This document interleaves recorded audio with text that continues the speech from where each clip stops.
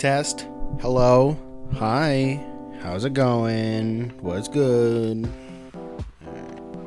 Oh, okay, I'm gonna need this. Oh, okay, wait, hold on. Wait! Howdy, hi, and hello. Come on in to my humble abode. Welcome back to Noah's Nest, a short series on where me, Noah, invite you into my home, let you sit by the fireplace, get all cozy and comfy on any furniture that you choose. I'll give you some nice hot cocoa, hot tea, any kind of liquid that you want, and I just talk about the different classes and introduce you to the world of D&D. Today's episode, we're going to be going over the Druid. It's one of my favorite classes. Maybe not my absolute favorite, but it is in the top 3. It's in 3rd place. But this class is focusing on being tuned with nature and gaining powers from the nature itself, or maybe a nature deity. They are the protectors of the forest, of the wild, of the elements throughout the natural way of nature. They focus on keeping balance with all the different elements, trying to keep everything in line with air, earth, water, whatever you choose. As usual, I will go through the levels 1 through 20. Then we'll go by the different subclasses or circles. Okay. First off, you get Druidic. It is a secret language that you get. You can leave it as hidden messages, and it will be kind of harder to see through a normal perception, along with it can't be decrypted or deciphered without magical means. And also, you will gain spellcasting. Druid spell list, usual spiel. At 2nd level, you first get Wild Shape. This is where you're able to turn your actual physical being into a type of beast. Now that depends on what level you are, will be the main decider of what kind of creature you can be. At 2nd level, you can turn into a beast with a max challenge rating of 1/4, and it can't have a flying speed or a swimming speed. At 4th level, your max CR is now raised to 1/2, and now you can have a swimming speed, but still no flying.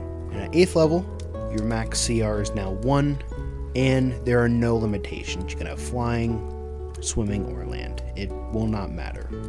You can stay in your wild shape form for half of your druid level amount of hours. You keep your intelligence, wisdom, and charisma scores, but you keep all your skills and saving throws. You take the beast's hit points and HP. You can't cast spells. You can keep the benefits from your race and class. Your constitution, strength, and dexterity will change to the beast type. And if you take damage that exceeds over your wild shape form, you will go back and revert to your human form. Another one at level 2, you get to choose your druid circle. This is where you get to choose your subclass, and I will lead into that a bit later. Ability score improvement at 4th, 8th, 12th, 16th, and 19th. Same thing as usual. You can increase your 1 ability score by 2, or 2 ability scores by 1, or you can choose a feat instead. You don't really get much through the main class other than the wild shape improvements, but at level 18th, you get Timeless Body. This is where every 10 years that pass, you only age 1 year. And another 18th level is called Beast Spells. This is where you're now able to perform somatic and verbal components as for druid spells. You just have to make sure that they're not material based. And lastly, at level 20, you get Archdruid. This is where you can wild shape an unlimited amount of times. Along with that, you can ignore verbal and somatic components for your druid spells, as well as material, as long as they don't cost anything like diamonds or whatever. Leading on to optional class features. First level, from Tasha's Cauldron and Xanathar's Guide, will give you more class spells. At second level, you can get Wild Companion, where you're able to use a wild shape to cast Find Familiar without the materials, and it disappears after half of your Druid level equal to ours. And the last one is Cantrip Versatility. This is where whenever you gain a level that gives you the ability score improvement, you can change one of your cantrips out with another Druid cantrip. Druid Circle time. First one is Circle of Dreams. This is where you are tapping into the dream-like state, kind of connected to the Feywild, where you are trying to fill the world with wonder and like good dreams. Think of like very fruitful places that give people that happy feeling. Some stuff that you can get throughout this class is being able to heal your allies a lot easier by being part of a summer court. You could gain more stealth or perception to your rolls. You could also teleport a number of times, or you can even cast certain spells that you might not be able to cast at the moment. Next one is Circle of Spores. This is where you find decay amusing or entertaining. You see different fungi and mushrooms, and you see it as more beautiful than anything else. You are kind of a reaper of life and death, but through reincarnation and decay. You could gain more spells. You could deal some more damage through necrotic damage. You can be able to turn into a more fungal-like queen, fungal princess, if you would want to say. You could bring other creatures back to life where they could follow your wants and needs. You could hurl spores out, dealing more damage. Or you can even not be able to take certain effects like blinded, frightened, poisoned, or deafened. Next is Circle of the Stars. This is where you take in power from the actual stars, from starlight, from the actual sky, where you can connect stars together to make maps where you're able to cast different spells. You'll gain a type of star map. You can change your form, your body type, by using a wild shape to be a form of a dragon or an archer where you can deal more damage. You could help someone with a saving throw or hinder them of a saving throw. You could also gain an actual flight speed or more damage through those different forms, or you can just have resistance to quite a bit of damage. Next is Circle of the Land. This is where you're kind of focusing on the different knowledge and magic through the different terrains, like Arctic, desert, so on and so forth. You'll be able to gain more cantrips. You could regain spell slots or use spell slots to recover, depending on which type of area that you'll be in. Will give you different spells like Arctic, desert, coast, forest, so on and so forth. You could be able to travel through those different landscapes fairly easily, resistance or unaffected by charm or frightened by different creatures. Or you can make an enemy choose a different enemy or ally to hit you. Next is Circle of the Moon. This one is the more widely used. This is where you actually focus on your different wild shapes. This is where you're able to booster up and do more deadly transformations. So you'll be able to use wild shapes quicker, aka like a bonus action, or you can heal by using one of your spell slots while in wild shape. You will be able to raise your challenge rating and it will go up differently. You could become resistant or immune to non-magical attacks, and you'll be able to overcome them as well.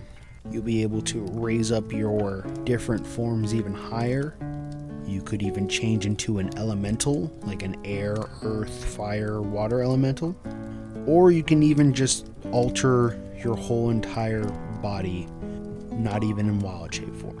Next is Circle of the Shepherd. This is where you are more of a tend to the different nature beasts and fae, making sure all of those different creatures and animals are safe, keeping rare animals away from civilians that might harm them. So you'll be able to speak to beasts and read, write, and speak in a different language. You can follow a spirit and gain some of their different powers through a bit of time. You can bolster up your conjuration spells that make more creatures, that could give them more hit points or overcome resistances and immunities. You can make a creature gain hit points equal to half your druid level if they're in a certain area of you, or you can even conjure animals at an even higher level than what you're actually able to cast. And last but certainly not least is Circle of Wildfire. This is where you think destruction would be better for the world, for it to create something beautiful. You might be able to cause a small forest fire for the world to have more growth. You can gain different spells, mainly fire spells, but you will be able to cast as a wild shape a wildfire spirit. It can be any form, but there is a stat block for that. You'll be able to deal more damage as long as you deal fire damage or restore hit points. It can also be cast from your wildfire spirit. You could deal or heal even more damage as a reaction. Lastly, you can sacrifice your spirit to regain half your hit points if you would go to 0. And that is all of the subclasses and the class. In my opinion, I like the class. Yes, there are some subclasses that I wouldn't really take. Circle of the Land. Because I think for Druid, it's mainly for wild shape. Yes, I know the spells can be good, but I think they should mainly focus on the wild shape form. Yes, the Circle of the Shepherd is mainly for casting spells that deal with animals. Circle of the Land deals with more spells that affect the type of area that's around them. It is one of my favorite classes. I think it's great because you're able to heal, you're able to deal a lot of damage. You are pretty much a barbarian, but in my opinion better. Deal damage, can take a lot of hits, and just revert back to your human form and revert back to a beast form.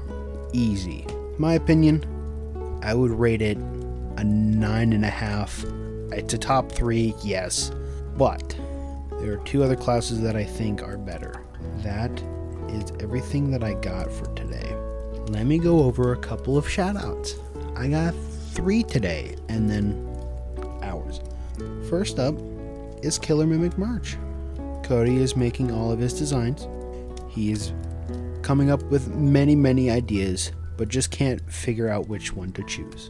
But you can check him out at Killer Mimic merch everywhere, Instagram, Facebook, all of the beautifulness. He will be coming out with more designs, I am sure of it. He's talked about it many times, I promise. I pinky promise. I'm holding up my pinky if you really... Okay. Next one, as usual, Hope K Thrifts. She resells secondhand, trendy brand to sustain the environment in a cheap and fashionable way.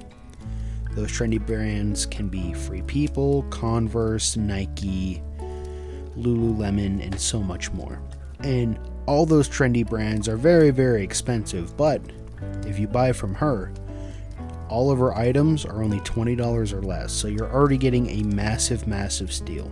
You can find her at Poshmark, Depop, Mercari, Instagram, at Okay Thrifts. And if you want it to be a bit more cheaper, you can message her with the code CHEAPTHRIFTS to get 10% on your next purchase. Our next one is Kim Dracula. They just came out with their first ever album. Holy shit, is it good, in my opinion. Those transitions to each song just make it so smooth. If you're into a more mixture of things, from heavy metal to a little bit of screamo to a little bit of jazz somehow, go check them out. The album is called A Gradual Decline in Morale.